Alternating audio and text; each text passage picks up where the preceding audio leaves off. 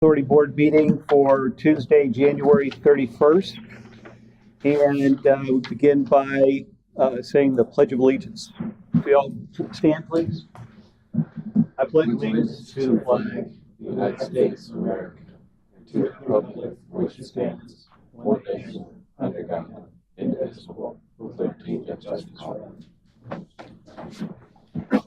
Okay. We can have the roll call, please. Chairman Carl Roth. Present. Member Ron Padova. Present. Member Chris Leeds. Present. Okay. We have approved the minutes from the January 18th, 22 meeting. And any comments? No comments. Ron? Ron? No comments. Okay. Make a motion to Approve. approve minutes. I second. All in favor? Aye. Aye. Accepted. All right. General announcements out here. I had spoke with Miss Madonna the other day. We've been having the packets delivered to us before the meeting, and she was asking if we would be okay with, I guess, getting the packets on the evening of the meeting, but then having soft copies sent to us prior to. Is that the thought? My initial thought was just sending them via email to you guys, Okay. and not sending an officer out to deliver a hard copy. But I can provide a hard copy at the dais for you guys the night of the meeting, if that's okay. That would work out good from my standpoint. I think Jeff? that's perfect. Yeah, Yeah, I don't that's need a fine. hard copy in advance. Yeah, we can save the delivery Yeah. part Yeah. Okay. going on. All right, I'll note that. Okay. Any other announcements from either one of you gentlemen or comments? Yep. Nope. Right, okay. What I'd like to do, what we normally do is if there's any issues from the audience that you'd like us to take under consideration for this evening, above and beyond our basic agenda, we like to hear them beforehand, so if we have time at the end, we can talk about them. So if there's anything from the audience? Name and address. Shane Mueller, 5439. Hey, guys. Hey, I had an opportunity to have a conversation with Brad Yeager yesterday. In case you guys don't realize, he's the state representative that replaced Amber Mariano. Does that work? No, I'm sorry. There we go. Now I can get you. Hello? All right. Anyway, he's brand new in the position, and I've had a long conversation with him when he was running for office and called his attention to the state of our canals, and he's real interested in trying to do something and put some action forward. Granted, he's new to the position.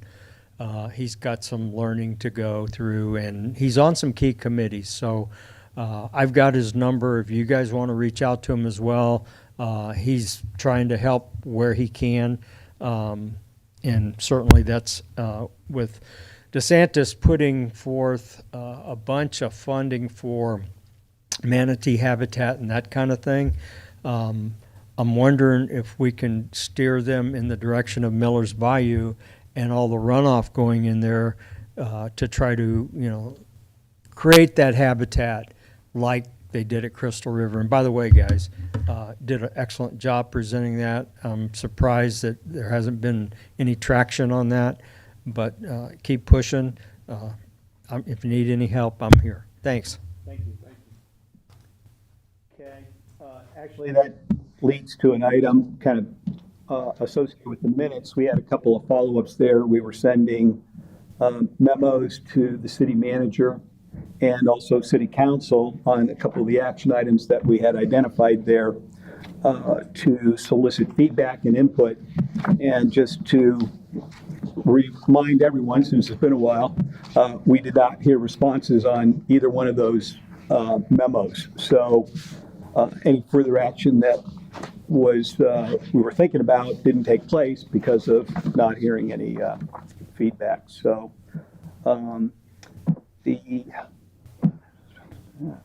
check my notes here real quick. Okay. Let's go ahead and hit the agenda. And one of the things we talked about following up on was having to do with the dock permitting and construction. In the packets, included some information from the state of Florida DEP on dock permitting. It talks about in outstanding Florida waters and just regular.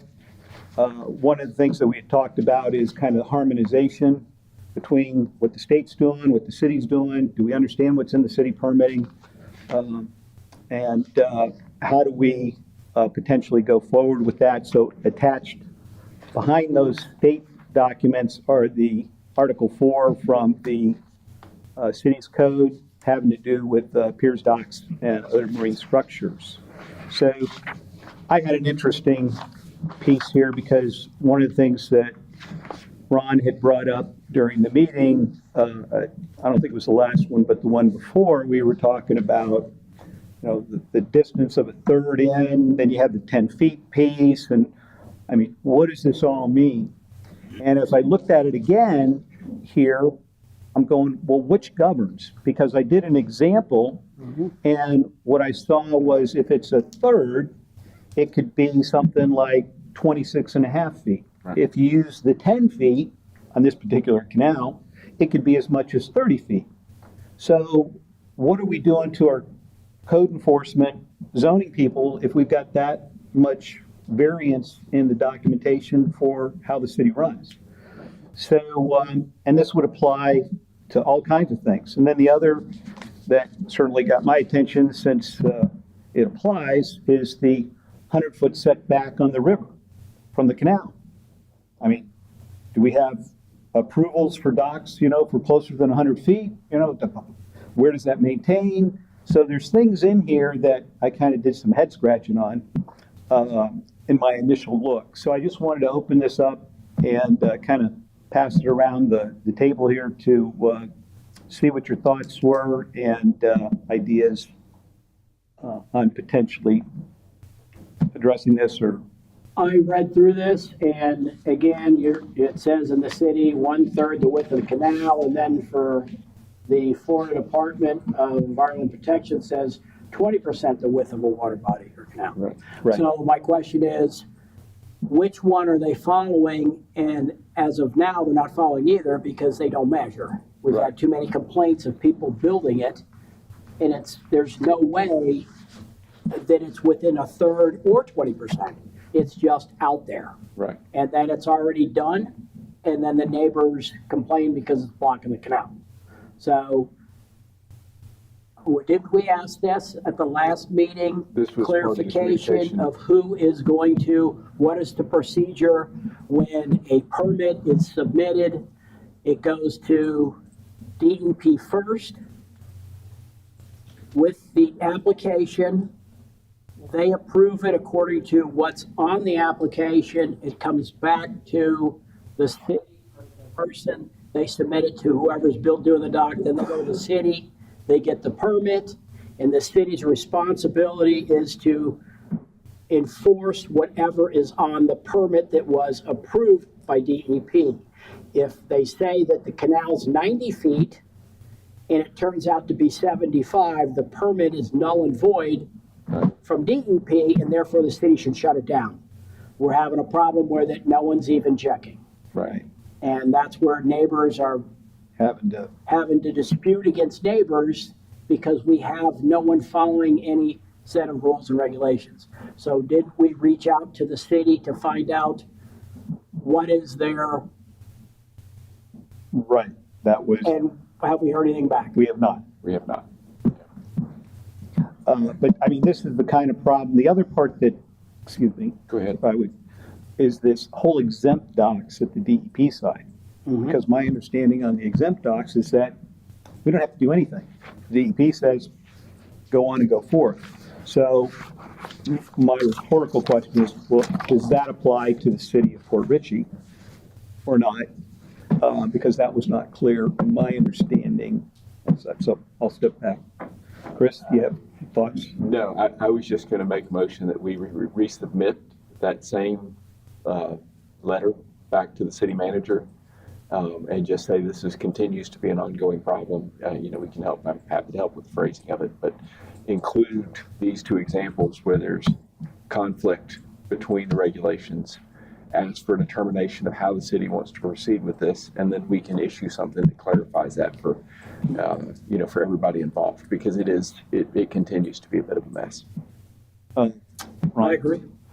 the part that I didn't really understand when I looked at this was the whole 20%, Right. because the state owns all the water. You know, it's Right. not the cities. So to me, the state is what governs. It's really 20%. Is the city allowed to even go against what the state says? I wouldn't think not. My understanding in, Civics 101 was, the state governs and then we have to fall in line. We could be more aggressive, so we could say 10%. Okay, but that's my naive understanding, but I'm not an attorney. Right. So, So, I think, But to Ron's point, not enforcing it at all right. results in situations like we had that we discussed last time, where we've got docks that are clearly way over a third, right. Right. and blocking the waterway. And that's just not acceptable for anybody. So we think we want to send something, a reprise to the city manager on this topic, that it still exists and certainly needs some clarification. I know we have new building department people, Right. so I assume they're struggling with the same thing. And I would suggest we follow the state rules instead of making up our own. Do we want to make that suggestion to say that, it as amplifying our previous request, we've included the state regulations, and we believe that those should be the regulations for the city as well, and that would clear it up and clarify it at the same time. Yeah, because you apply to the state first. Right. So you can't use Port Richey's guidelines to apply to the state, who has different guidelines Right. that issues the initial permit. What I don't know is about this whole exempt docks. The exempt docks is a big red herring out there, because if you dealt with DEP in recent history, you know that certainly the Army Corps has been pushed away.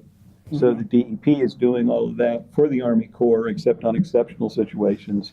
And now DEP is going, because I don't recall exempt docks a few years ago.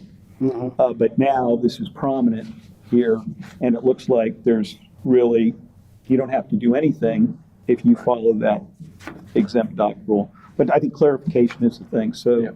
I think if we can come up with a letter offline, send that to the city manager, take a cut, and then we can just route it around and get something refined that seems reasonable. Okay. Agreed. Comments from the audience? Dave Mueller, 5439 Blue Point Drive. I think you're onto the right thing. At the end of the day, I think what we want to be as a city is one that helps promote harmony in the neighborhoods, right? And part of that would be to clarify, like you guys hit the nail right on the head, appreciate that. Once we determine what those rules are, whether we're going to follow A or B, city or state, let's try to put a frequently asked question, maybe even a guideline together, and says, hey, you're a city resident, you want to put a dock on this particular, on a canal, you have to take this, this, and this into consideration. Stop, go here, here, and here, and get your ducks in a row. So it guides people down the path to make it easy to work with, rather than, oh, I made a mistake now, okay, let's go back to the, to go, rather than screw around with this thing. But I think at the end of the day, we want to provide information that helps create that unity and create information so that it's not a mystery. And, we've got a building official now that starts next week. We have a code enforcement guy that's been doing a pretty good job. I've seen him out. I actually got to meet him Monday. Seems like he's on top of it. And at the end of the day, I think we want to try to be a city that helps ourselves and really not, what do I say, like micromanage things to the nth degree. We got to live in harmony here, and if we go to this 20% thing, what happens to all the the existing structures that maybe are non-compliant. So, and, you know, then you get onto the thing about boathouses or covered lifts and those kinds of things. But those are all things that need to be asked and answered. Am I past my 50 minutes? Okay. But anyway, those are just some thoughts, and if we need to boil that down, once we get those rules and regs and procedures dialed in, then we can put together a document that helps people comply. And that's the point. Thanks. A few years ago, Mr. Bedova and myself, we were involved with taking a new cut on a lot of the codes and the ordinances. We passed those forward to the city, and at the time, the city attorney didn't feel it was prudent to move forward. I understand through code enforcement and the building department, they are redoing some of the codes. So I believe there's a new city attorney coming in, so that may be something we want to consider going forward. So I just mentioned that as a point of reference. So I think we have a plan for dock permitting and construction as far as moving forward. You guys are comfortable with? Yes. Yes, sir. I'm sorry, please. Devin Aaron, 5414 Bay Boulevard. I actually ran into this just recently where I went through the Valley of the Shadow of Death with DEP and Army Corps. From my understanding, and correct me if I'm wrong, this is an Army Corps thing that has to do with the actual navigability of the waterways, not necessarily a DEP issue. And whatever obviously the superseding authority would be, that's who, we'd obviously want to follow. But it's something to definitely take, great look at, because obviously we're a boating community. Everybody cares about their docks, things like that. But I happen to have a neighbor next to me who has something that, protrudes out in the water further than it should. And I happen to run into this, and it is an issue of the Army Corps of Engineers. Whether I go to them or not, I don't think I will. But that's something that I did run into, and just some basic homework, on their codes and regulations would uncover that, and that's probably what we should mimic. And maybe even on a building permit for a dock or something like that, they should have to provide a survey showing the width of the canal, and I think that would solve this pretty quickly. Thank you. I know in the past, you did have to submit your survey of your home. It actually put where everything was and the distance. And I remember it saying at the bottom that any false information nullifies the whole permit. So again, they don't come out, Army Corps or DEP, once the permit leaves them and comes to the city. They're not coming out to inspect anything. Unless somebody says something. Even then, we've never had them come out unless there's a fine coming up. I think, because I know there's a lot of instances we've come up on the board here where people have not followed, and the calls I got back was, it's not our job to enforce it, it's the city's job, because they then issue the final permit to go do it, and their building inspector is supposed to go out and follow what is on that permit that the people submitted. Right. And that's where we're having a problem with it's not being, they're not following up and following. If it says, again, the canal is 90 feet and it's only 75, you can't do any work. It's go back and file your permit again. Right. And it's not being checked. And who's not checking? The city. Yeah, the city's issuing the permit. City's issuing the final permit, and their job is to check it.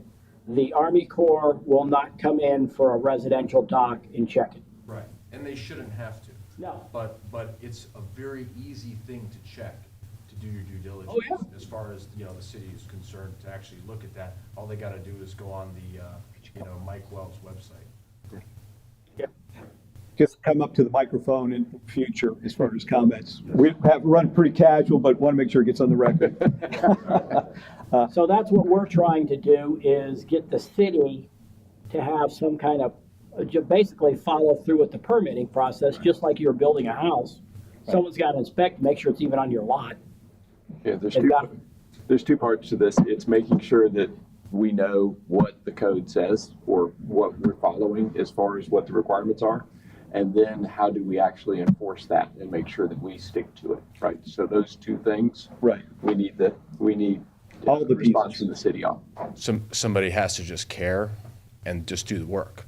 I mean, when a permit comes in for a dock, literally it takes, I could do this in 5 minutes and have that, checked off, but maybe have like a checklist that goes over. I have like a seawall that's like caving in on me on my property, that they signed off of, and it's a big mess, and it's left in my hands to have to clean up, and I have a boat ramp there, which is a nice feature, by the way, but they don't permit those anymore. So I want that feature, but there's a lot of mishaps and things like that have happened. I think the new building inspector's doing a great job. I think he's got a hard job. But somebody, whether it's Veronica or somebody in there, just needs to look. That's all. I think this is like a real easy thing to kind of check off if just, basic, just due diligence. It's just basic due diligence. Actually, your comment, a flag having to do with obstructions in the waterway. I'll just regress a little bit if that's okay with you, Janice. Marker 48 in Moonlight Bayou, that appears to be in the middle of the channel. That was set by Pasco County Parks and Recs.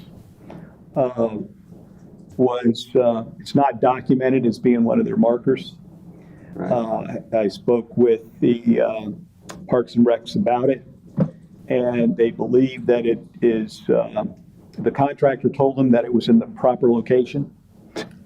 And I raised some questions on that because I did a cursory survey, and it looks like it does shoal a little bit generally in canals. You can run wall to wall, bulkhead to bulkhead. You got good water unless there's a marker there. Certainly with the river channel, it does shoal a little bit there, but I think people that have local knowledge kind of know where that is and where it isn't, so a marker wasn't necessary. But clearly from what I did see, it's at least 50 feet into the channel. It is. And according to Pasco County Code, City of Newport Richey Code, City of Port Richey Code, placing obstructions in the waterways is illegal. So I had put a call into them. They're supposedly doing their due diligence on it. I have not heard back. It's probably been about 3 weeks now. So just as an awareness, and I'll wait for follow-up. Thank you for reaching out, but it is definitely in the waterway. Yes. Yeah. Absolutely. Okay, so if there's nothing else on dock permitting and construction, we'll go to vessel fire prevention. Given some excitement that was on the waterways on January 3rd, had reached out to Chief Policastri and Captain Quinn and spoke with them about just how this should have been handled. Was it handled appropriately? Did we learn anything? Are there things that we should do differently, et cetera, et cetera? Prior to meeting with them, had reached out to the state fire marshal, same questions as far as policies, procedures, things that should be followed. And the documentations from the state fire marshal are included in your packet, which are the two relevant 303 and 30A, having to do with marine refueling. And also spoke with the U.S. Coast Guard in Tampa, who runs their prevention and safety office. And I have not heard back from them, but what they did say, the initial parties I spoke with at the Coast Guard and also the fire marshal, is that they would be anxious to participate in any work sessions to come up with a plan for Port Richey, because generally for Port of Tampa or any other ports, the Coast Guard sits down with the local authorities, fire departments, law enforcement, whatnot, to come up with a plan to deal with situations. And so they would be interested in doing that if we were so interested. Brought that up to the chief and captain. What they advised was they were in the process of using this situation as an example in a fire prevention document that they're preparing for the city. They said they would share that when it was at a certain point. Have not seen that yet. So just to give you gents some background on what's pursued so far, I wanted to lay that out and then open it up to conversation. So, Chris? I think it's absolutely necessary, so I'm glad they're already working on that. I do think that at a subsequent meeting, it would be helpful just to have either a workshop or conversation with them, and then also talk about the plan to make sure that, I believe we have 2 places that refuel on the river within the city limits, to make sure that they are, completely up to speed and understand exactly what the expectations of them are. So, if that's appropriate, we can just wait for that from them until next meeting and then review that and then move forward with the new marinas. Okay. Just clarification, there'll be a third with the new marine. With the new one, yep. 2 Ron? present. Nope, I agree. Okay. All right, if there's, we'll just, on item 3, we'll just stand by for right now. Yeah. Anything from the audience on vessel fire prevention? It was exciting, yeah. Okay. With that, we'll move on to item 4. Item 4 brought back on the calendar here because as we did our briefing to City Council last year, this was the one item that the city manager thought we could make some real progress along. So there was really no further discussion held on it, but thought that if the city improved our rating above the 15% to get to a state average of 25%, that would benefit all the residents in the city because we're all in flood zone. So at the January 24th City Council meeting, there was conversation about the flood insurance coverage assessment report. And this was developed, I guess it's a standing document that's provided every 5 years to the FEMA or the community rating system. And there were 2 updates made in the document. I have the document here if you guys would like to review it. I kind of looked through the point system associated with CRS to see if this would generate any increased points and percentages. And I do not see it from any of my understanding. But, and I'm not aware of any additional work that's gone on the part of the city to improve our community rating system status. And as far as I know, it occurs only every 5 years. In the packet included breakdown. I don't remember if we'd included that in the past, but it shows you all the cities in the state of Florida, where they are. There's a number of smaller cities that are getting much more. There's inland cities that get more. There's coastal cities that get less. But based on the top level averages, they say it's 25% in Florida. So with that, Mr. Padova, thoughts? Well, according to their new report, Port Richey's at 15%. Yes. Right. And when you look at our close, City of St. Petersburg, 25, Tampa, 25, Tarpon Springs, 20. There's some other ones here that are local that were better. It seems like we definitely can use some improvement. Mm-hmm. Pinellas County, 35. Mm-hmm. City of Tampa, 25, Tarpon Springs, 20. So, obviously we're getting hurt. Dunedin is 25. We're the lowest of our comparables. We're the just lowest going of through it. our, yeah. So, it's hurting us on our flood insurance for the city. So I definitely think it's something that the council needs to work on. I mean, I break it down to if I'm paying $5,000 a year, that's $500 in my pocket if I had another 10%. Right. And that applies to anybody. And so, but to me, some real effort needs to go in here to really work on this. But I don't have any other information other than this. Wasn't Document. part of our plan that we had submitted with the Crystal River? A lot of that had to do with bringing up the flood rating. Yes. That was a So core that component. Packet that we talked about, it was all part of it. Coastal resiliency. Coastal resiliency, yeah.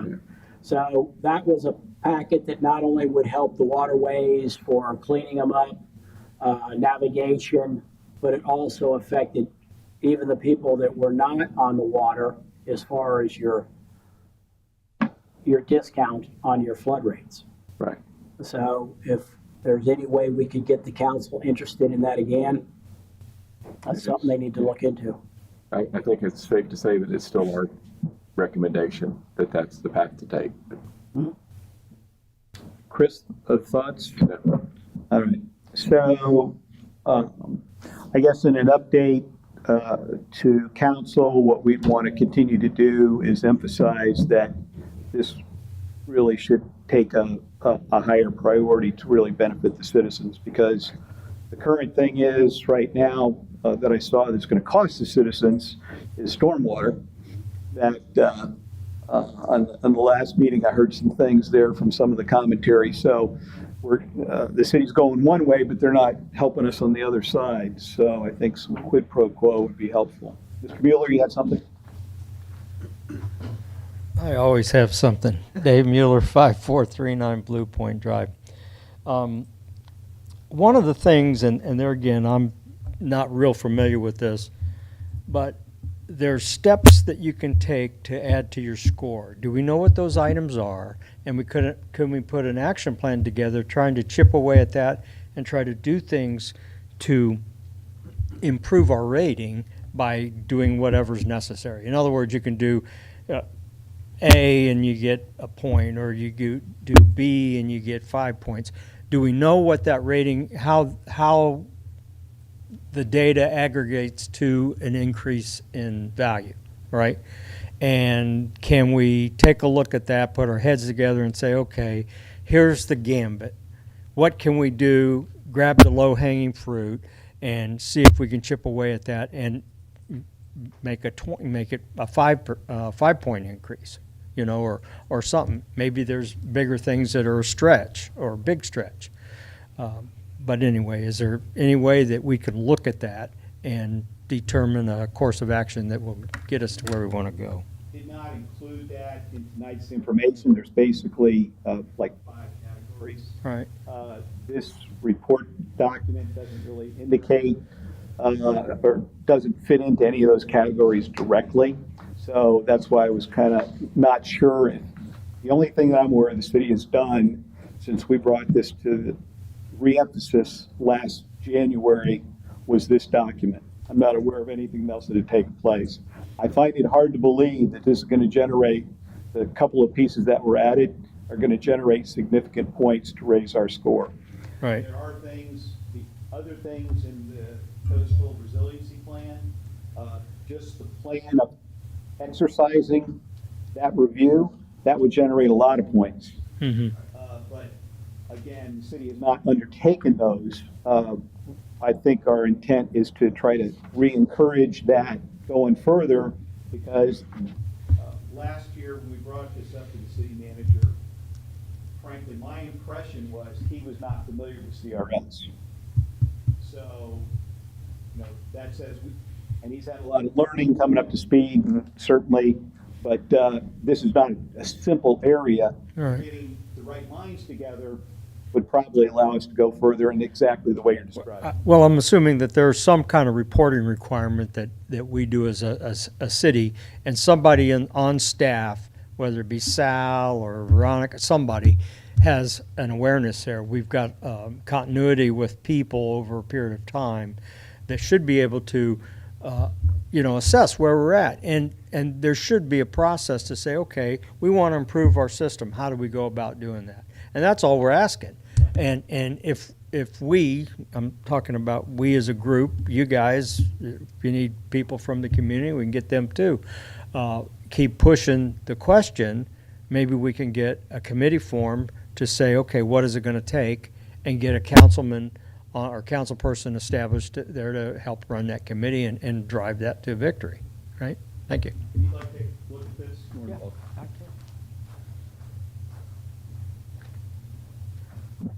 Okay, so I think our action on that is to reemphasize that to the city council. Highly encourage that going because all the positive benefits that it could bring, if I'm following correctly. Make sense? Yes. Okay. All right. Last item on the agenda was the Pasco County boat ramp. Had done some pursuit on that. Found out that we understood that Pasco County had acquired the two parcels there adjacent to the old pier. We understand that the city is investing money to enhance the pier, make changes in design mode on that, fairly significant expenditures.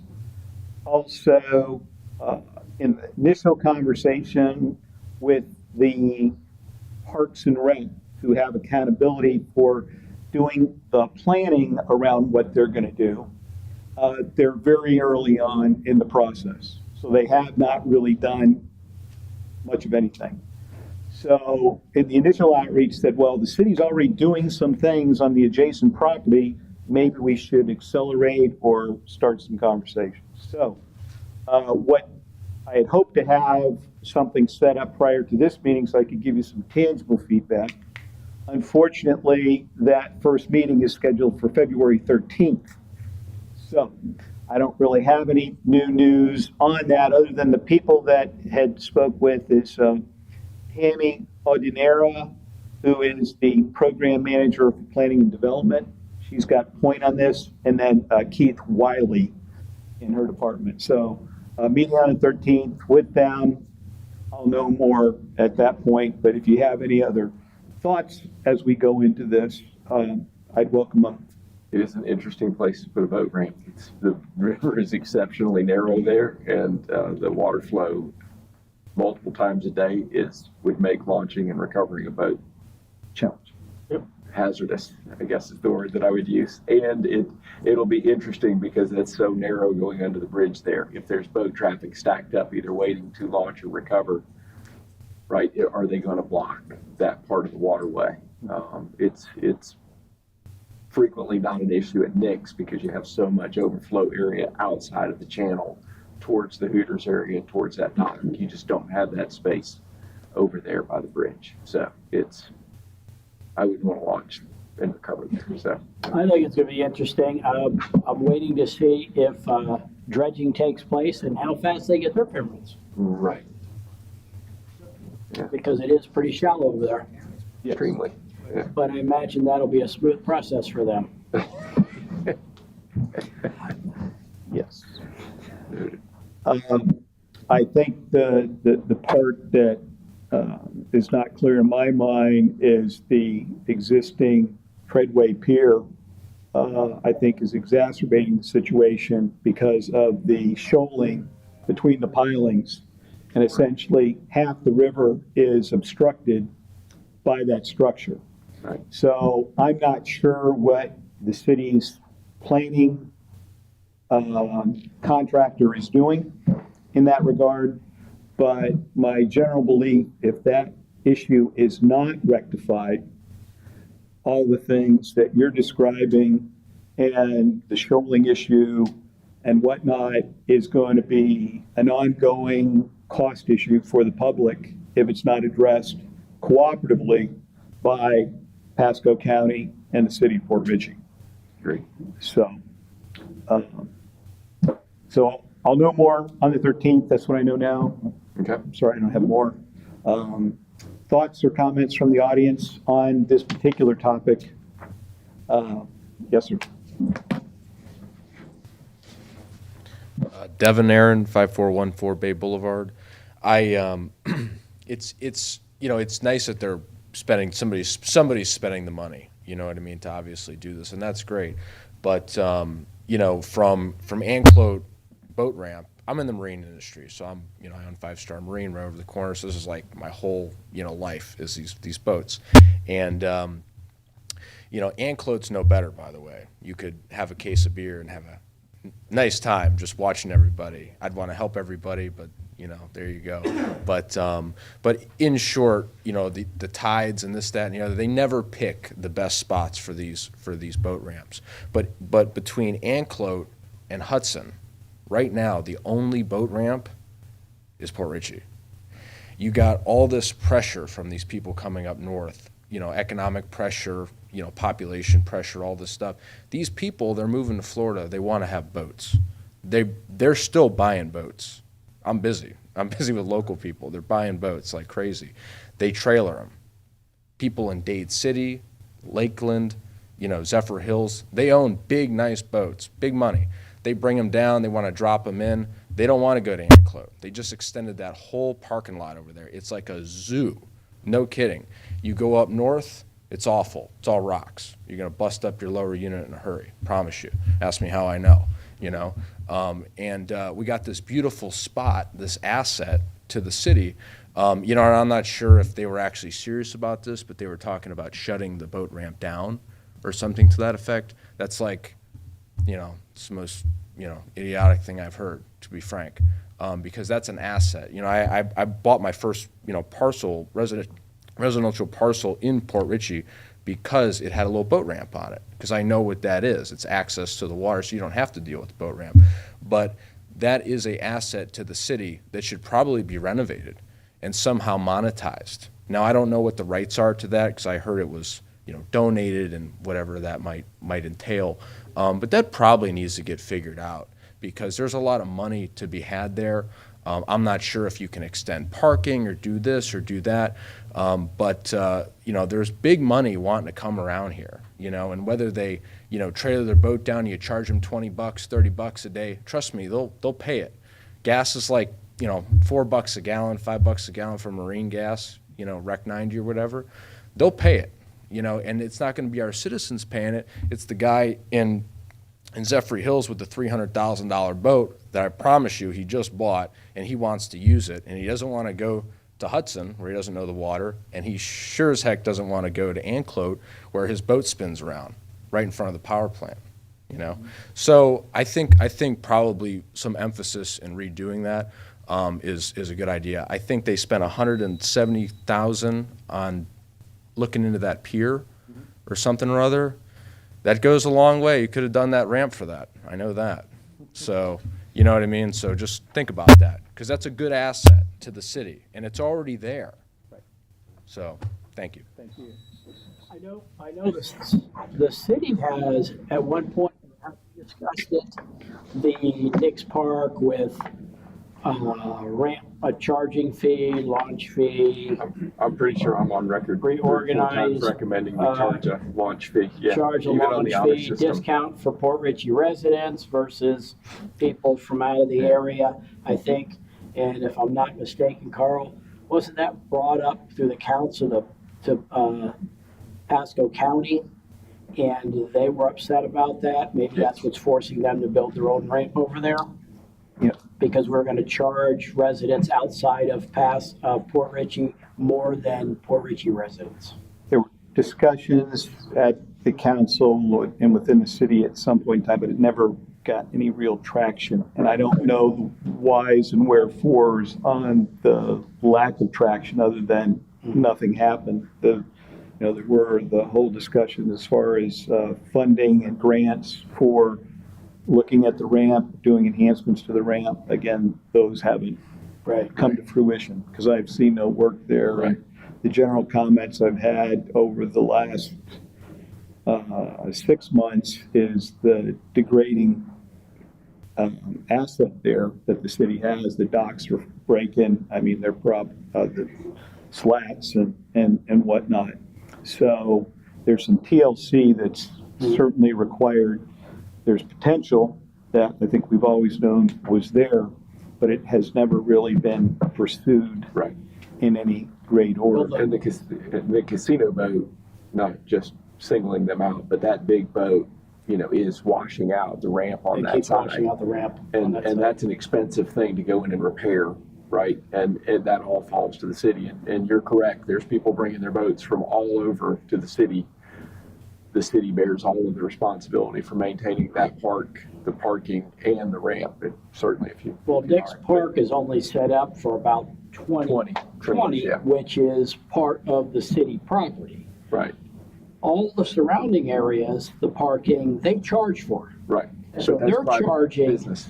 Yeah. to park the trailers, but the city's not charging to use the ramp. Right. And then when the ramp gets washed out, as taxpayers, we continually keep fixing it, the docks and everything. So we're taking no money in, using taxpayer money to constantly fix it. And all the surrounding areas are collecting off of all the trailer fees. Assets and liabilities, that's frankly a liability, but it should be an asset, and it's due to poor management that it's not that way. And frankly, that whole thing should probably get shut down for, you know, however long it takes, 6 months, a year, have it all fixed, find the money, charge people to use it, whether the county likes it or not, we're the ones paying for it. So it's like, and we obviously care what they think too, but our residents and stuff, we have an asset, in our neighborhood here, and we should fix that thing, all concrete, and make it real nice, and make it so it lasts, redo the dock and all that stuff, and monetize it. I'm telling you, these people, also too, I talked to the city manager, about this, and, he's telling me that the, police have to take care of these people, they're drunk, all this stuff. Well, let me tell you, you start charging a little bit of money, those people with the 88 Johnson special, okay, you know what I mean, where it's all hacked up, who, they're falling over by the end of the thing because they had too many drinks or whatever, the people who are gonna pay, they're not like that. I promise you. They're a little more well-behaved because they have a giant investment there. You know what I mean? So you make more money and you have less issues. It's like the 80-20 rule, and it's a perfect example. And I would love to see that ramp, do better. I even had ideas where, I'd pitch in some money through my company, because that's a beautiful asset. I mean, I've used that ramp to test boats, when I was doing that. I mean, really, and to hear that they wanted to shut it down, it's just, wrong mismanagement completely of a good asset. So, and it's already permitted, it's there. So you just need a repair job on it and you're in, so. Thank you.